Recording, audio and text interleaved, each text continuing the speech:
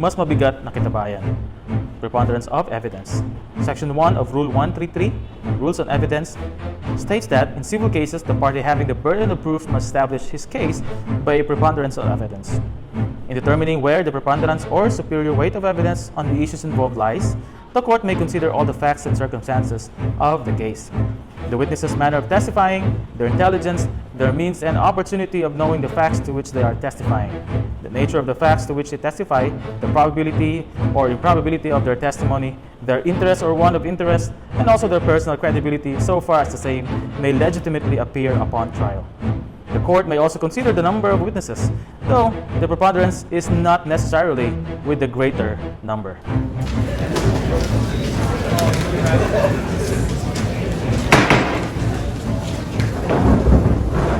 This is case number 2025-14, Jones versus Thomas. We are now proceeding to the closing arguments. But first, a reminder to the Honorable Court and to the parties present. The standard of proof in this case is what we call preponderance of evidence. Ibig sabihin nito, ang panig ay mas mabigat, mas kapanipaniwala, at mas nakakapagkumbinsing ebidensya, kahit bahagya lang ang timbang, siya ang kapanigan ng hukuman. Hindi tutulad ng beyond reasonable doubt sa criminal cases. Sa civil cases, sapat na ang mas malamang kaysa hindi. Counsel, please proceed. Maraming salamat, kagalang-galang ng hukom. Your Honor and to this honorable court, this is not a complicated case. My client, Miss Sarah, parked her vehicle in her own driveway. The next morning, half of Mr. Thomas's old mango tree was lying across her car, basag ang windshield, and UP ang bubong. Your Honor, permission to submit a copy of Barangay Inspector's report. A month before, barangay officials warned Mr. Thomas the tree was rotting and leaning dangerously.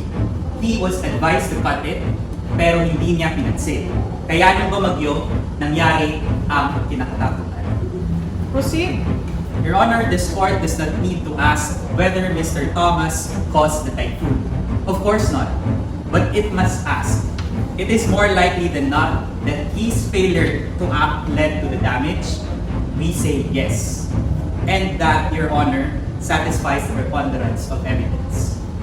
Your Honor, with due respect, the typhoon was a force of nature. Hindi po ito ordinaryong ulan. Hindi rin ito ordinaryong hangin. There were many trees fell on the ground, Your Honor, even healthy ones. The warning cited by the plaintiff was issued weeks ago, Your Honor.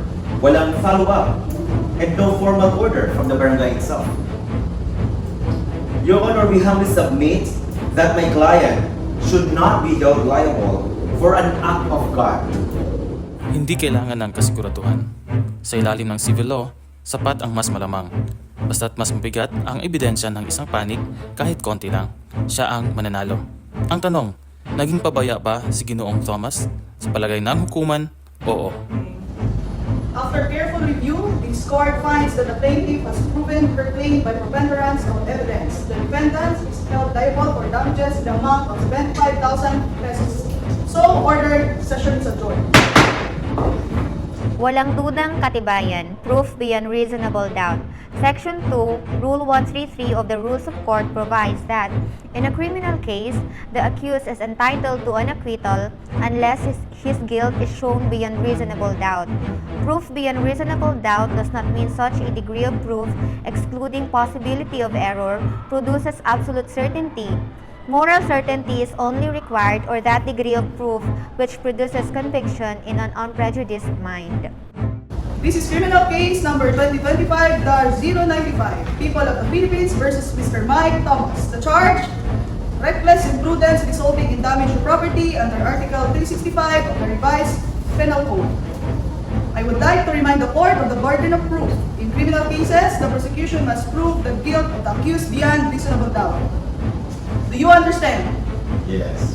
Dismiss moral certainty. The court must be convinced that there is no other logical explanation based on the evidence except that the accused committed the act. If there's reasonable doubt, the accused must be acquitted kahit na may bahagyang pagdududa lamang. Your Honor, we have presented more than sufficient proof.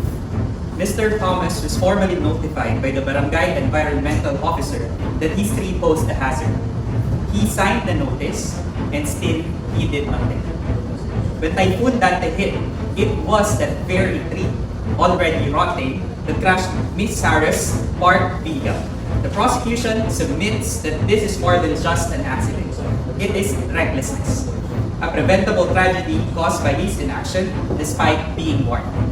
Your Honor, permission to submit photograph. With due respect, Your Honor, we are not in a civil case hearing. The standard here is not more likely than not. It is beyond reasonable doubt. Your Honor, yes, there was a warning, but there was no final order from any authority, not even formal deadline to act, and no proof that the tree alone, not the force of the typhoon, caused the damage. Your Honor, the weather that night was very extreme. Can the prosecution say with moral certainty that the storm wouldn't have caused the damage if the tree was healthy? I respectfully submit to you, Your Honor, they cannot. Was there negligence? Perhaps, but this is not a question of possibility or probability. This is a criminal liability. The law requires proof beyond reasonable doubt, and in this case, doubt remains. After careful deliberation, this court finds that the prosecution has not established guilt beyond reasonable doubt. The presence of the typhoon as a determining factor creates doubt as to causation. Accordingly, the accused, Mr. Mike Thomas, is hereby acquitted. So ordered, the court is adjourned. Mga palatandaan, circumstantial evidence. Section 4 of the Rule 133 of the Rules on Evidence states that circumstantial evidence is sufficient for conviction if there's more than one circumstance, the facts from which the inferences are derived are proven, and the combination of all the circumstances is such as to produce a conviction beyond reasonable doubt. This is criminal case number 2025-095, People of the Philippines versus Mr. Mike Thomas for reckless imprudence resulting in damage to property. Before we hear closing arguments, let this court be clear. This is a criminal case. The burden of proof lies with the prosecution, and the standard is proof beyond reasonable doubt. Now, the evidence presented in this case is mostly circumstantial. That is not in itself a weakness. Under the law, circumstantial evidence can lead to conviction if it meets certain conditions. For circumstantial evidence to convict, the following must be true. First, there is more than one circumstance. Second, the facts from which the inference is derived are proven. And last, the combination of all these circumstances leads to a conclusion that produces moral certainty. Your Honor, we have no video. No direct witness saw Mr. Thomas ignore the barangay's warning. But consider these facts. First, Mr. Thomas received a written notice about the rotting tree on March 10. Second, barangay officials testified that no action was taken after multiple follow-ups. Third, photos were taken 2 days before the Typhoon Dante show that the tree leaning dangerously over Ma'am Sarah's driveway. And fourth, after the storm, the same old tree already weak collapsed and destroyed her car. Individually, these may seem small, but together they tell one story, a pattern of disregard. And under the law, that is recklessness, a chain of proven facts that points directly to the accused's guilt. Your Honor, it is very unfortunate for the prosecution team that they admitted that they do not have the pieces of evidence. They do not have even CCTV, Your Honor. No eyewitness, not even definitive links to this case. And that brings them to this problem. Circumstantial evidence, Your Honor, must not just suggest guilt. It must exclude all other logical explanations. What if the storm's winds, not the tree's decay, caused the collapse? What if any tree would have fallen? Your Honor, reasonable doubt still exists. And that means my client, the accused, must be acquitted in this case.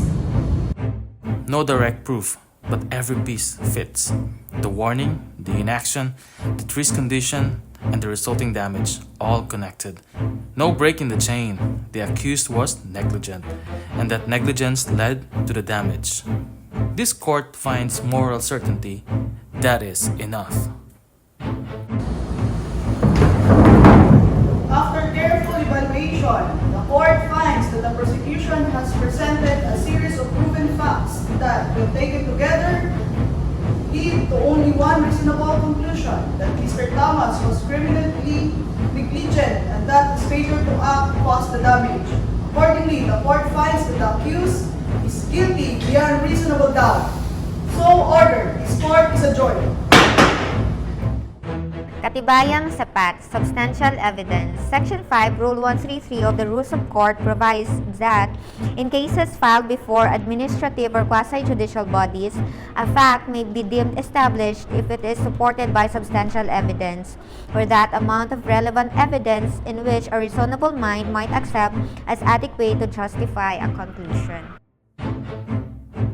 This is an administrative hearing regarding the complaint against Mr. Mike Thomas, a government employee assigned to barangay operations, for alleged neglect of duty under the civil service rules. Before we proceed to closing statements, let us be reminded that the standard of proof in this proceeding is substantial evidence. Ibig sabihin, sapat na ang katibayang may saysay at kaugnayan at maaaring pagbatayan ng isang makatuwirang tao upang maniwala na may pagkukulang ang inirereklamo. Your Honor, we are not here to imprison Mr. Thomas. We are here to determine whether he committed an act of neglect as a barangay officer responsible for the environmental and safety concerns. Here is a copy of the warning issued by the Barangay Committee on Environment to Mr. Thomas, dated March 10, concerning a rotting tree near private residences, including that of my client, Ms. Sarah. Mr. Thomas indeed received the report. He actually signed it. But did he act? Wala po. No documentation, no action report. No coordination with the City Environment Office. 1 month later, the tree collapsed during a storm. This actually destroyed the complainant's car. We're not here to prove guilt beyond reasonable doubt. We only need to show that there is substantial evidence of neglect, and we have done so, Your Honor. Your Honor, we respectfully submit that the evidence presented is not enough to find Mr. Thomas guilty of neglect. The tree collapsed during a typhoon, an act of God, and there is no proof that action on his part would have prevented it. He is just one person in the system. He does not have the authority to cut down trees. He forwarded the concern verbally, perhaps informally, but there was no ill intent. Substantial evidence must still be relevant and convincing, and we respectfully argue that what was shown today does not meet that standard. The report was received, no action was documented, the tree was proven to be hazardous, there was a failure to fulfill a duty regardless of the storm. This is a substantial evidence of neglect. After review of all the records and testimony, this tribunal finds that substantial evidence exists to hold Mr. Mike Thomas administratively liable for simple neglect of duties. Accordingly, the respondent is hereby suspended for 30 days without pay with a stern warning for future conduct. This administrative case is now closed. Tama na ang katibayan. Power of the court to stop further evidence.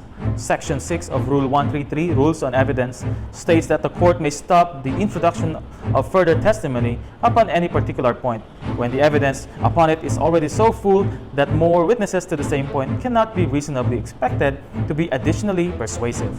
But this power should be exercised with caution. Is the prosecution resting its case? Yes, Your Honor, the people rest. Your Honor, at this point in time, we respectfully move for leave to file a demurrer to evidence. Noted on that, Attorney Cruz, state your grounds, please. Your Honor, even assuming all the prosecution's evidence to be true, it fails to establish guilt beyond reasonable doubt. There is no direct evidence, only assumptions and circumstantial links to this case. There is no proof that my client's alleged inaction caused the tree to fall. nor is there evidence that he had the sole duty to remove it. The storm was an intervening factor, Your Honor. We respectfully submit before this court that the prosecution's evidence is insufficient and it would be a waste of time of this judicial system to continue with this trial, Your Honor. Your Honor, the evidence we have presented clearly shows that Mr. Thomas was notified about the dangerous tree and has failed to act on it. Even without direct evidence, the chain of circumstances shows a reckless disregard of duty. To cut the trial short now would deprive the people of their right to the full presentation of the case. The court recognizes its inherent power to control the trial proceedings, and that includes the authority to stop the presentation of further evidence when the evidence on record is clearly insufficient to support a conviction.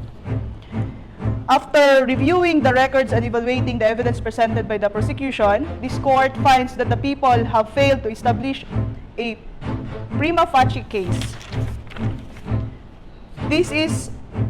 There is a reasonable doubt as to whether the accused omission was a proximate cause of the damage and whether the typhoon alone caused it, a factor beyond the accused's control.